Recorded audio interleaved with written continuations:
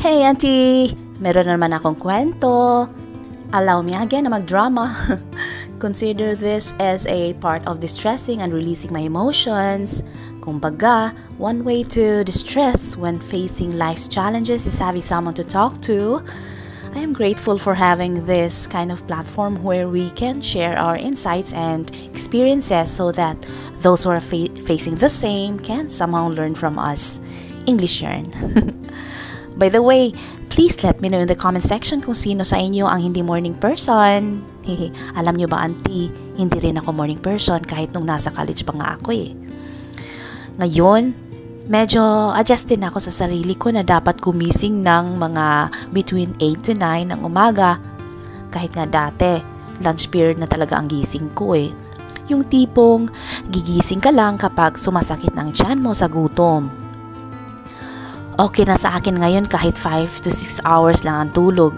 Kailangan na talaga eh. Hindi pwedeng tamad-tamaran. Medyo stress na rin kasi ako sa mga bayarin. Kaya bawal nang maging tamad.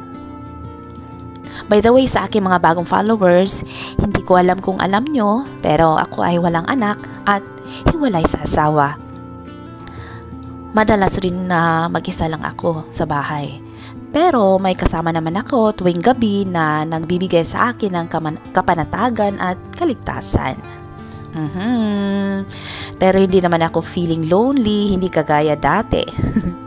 Kasi I am always trying my best to keep myself busy no matter what.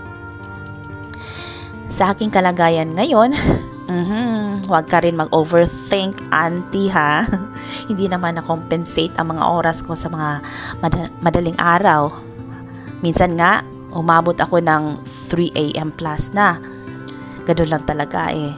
Marami lang talaga akong iniisip. Isa na doon kung paano ako kikita ng pera.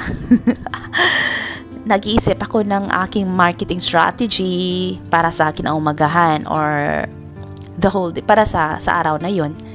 Nag-update ako minsan ng aking e-commerce stores, lalo na sa Shopee. Pero hanggang ngayon, alam nyo ba, malungkot pa rin ako dahil nawala ng aking side hustle na malaking tulong sana sa aking pinansyal. Anyways, life is a constant change. At times, you will experience overwhelming moments due to unexpected blessings.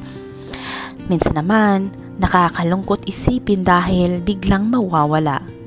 Di ba tama? Sa kabila ng mga magagandang aspeto ng buhay, napakapalad mo kung mayroon kang maliit na negosyo at patuloy na kumikita.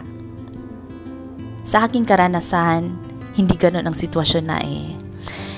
Pero nag-umpisa akong mag-online selling noong 2021 at dati naman medyo okay pa ang takbo ng negosyo. Pero sa kasalukuyan, parang labis-labis na ang hirap. Sobrang dami ng kompetisyon online at marami na ring sumasabay sa trend. Napakahirap na makahanap ng mga supplier ngayon dahil marami na rin sa kanila ang nagsasagawa ng retail. Kumbaga, ang hirap makipagsabayan dahil ang kanilang market ay mas mababa. Pati nga sa direct selling, mahirap na rin makipagsabayan. But, whatever challenges we may encounter, katulad nga ng kasabihan, faith in God's Word is all you need to face all the storms of life that come your way. Hanggang sa susunod na vlog, please don't forget to follow me here on Facebook and also my YouTube channel. Thank you so much everyone. God bless and stay safe.